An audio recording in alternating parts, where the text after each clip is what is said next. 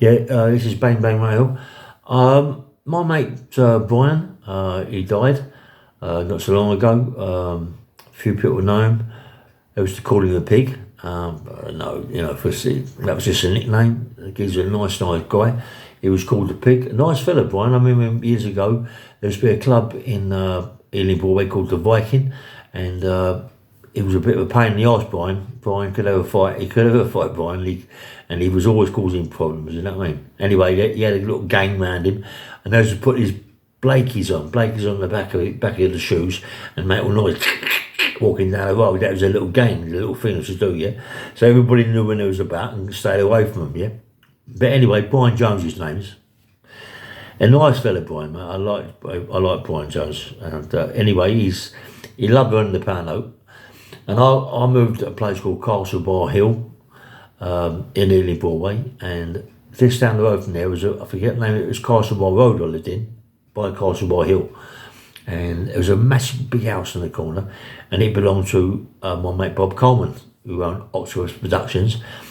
I was looking for a flat, and I was with someone. He said to me, do you want to move in the house? It's a massive house. He said, do you want to look after that? I went, you sure? It's a massive house, mate.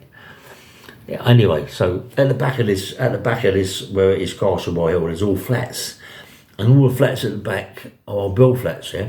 So you can imagine, you know what I mean.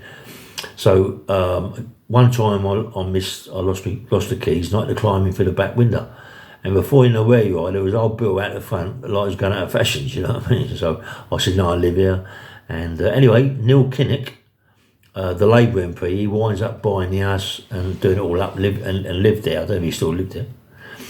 But anyway, when I lived there, my mate Brian Jones, I used to go around it because his dad lived around the corner. I used to meet Brian sometimes, go down the pub or go down something to eat, but I didn't use to drink. I was maybe having a shandy or Guinness or black currant or something like that, yeah.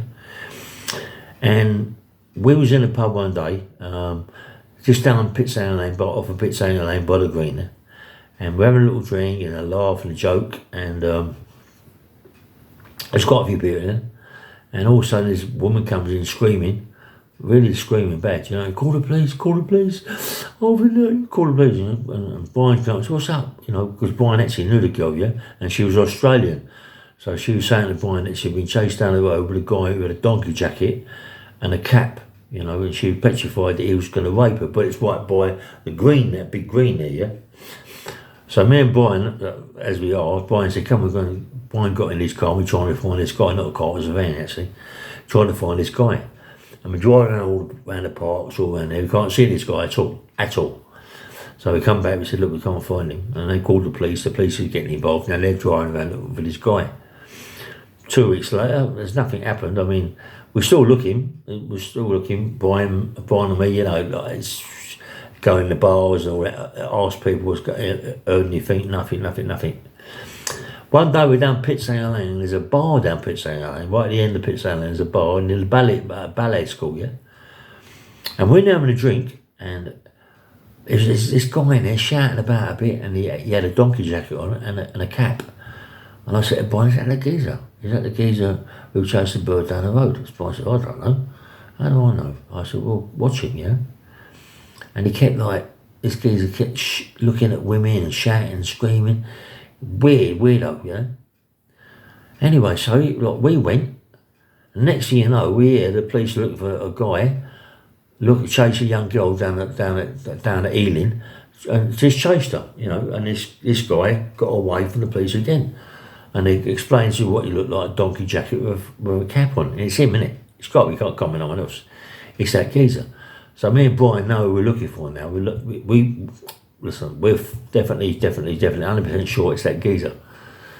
Who wants to get the police involved? We are the fucking police in a way, you know what I mean? So we're not in that respect, sorry, I didn't mean it like that, but you know what I mean? But we're looking for this guy, we're going to find him, he's in trouble.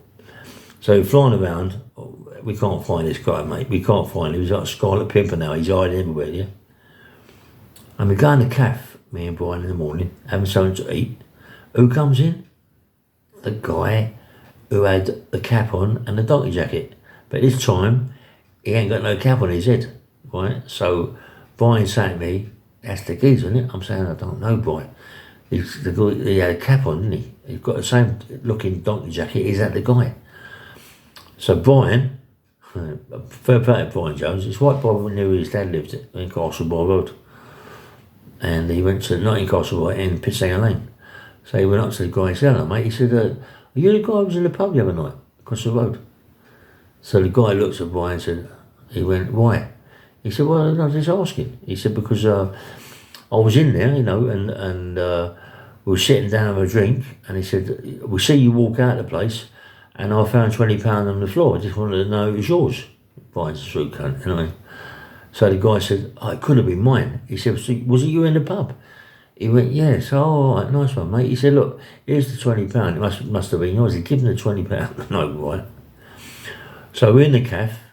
Brian says, right, he's got to go, that geezer, mate. They went, no way, he's got to go.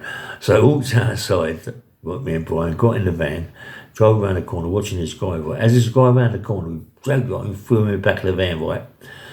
We took him by Alderton Hill. There's a canal there, yeah, Alderton Hill. We took him round the back there, drove down the back. There's another pub, but we pulled him out by these big trees, yeah.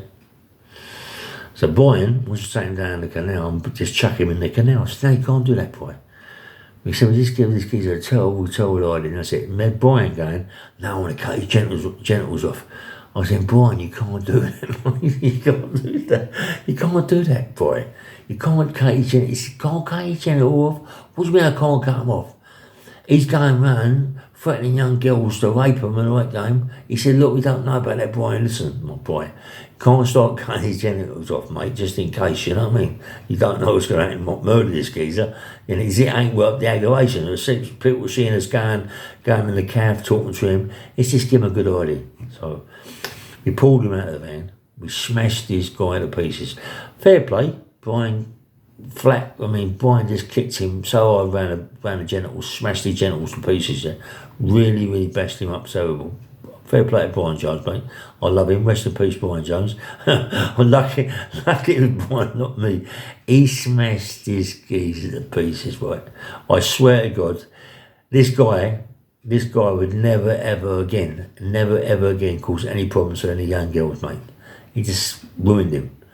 Absolutely ruined this guy. You know what I mean? And then we just went home, you know what I mean? Didn't know nothing about it. Went into the pub, in the pub by Pitsanger Lane, where it happened, asking if anybody's heard anything else about this guy. He just went dead. Anyway, that's the story, really. That's all I've got to say about it. So this is Bang Bang Radio. Please press the like button and subscribe. It happened, and that's how it is. Take care, bye-bye.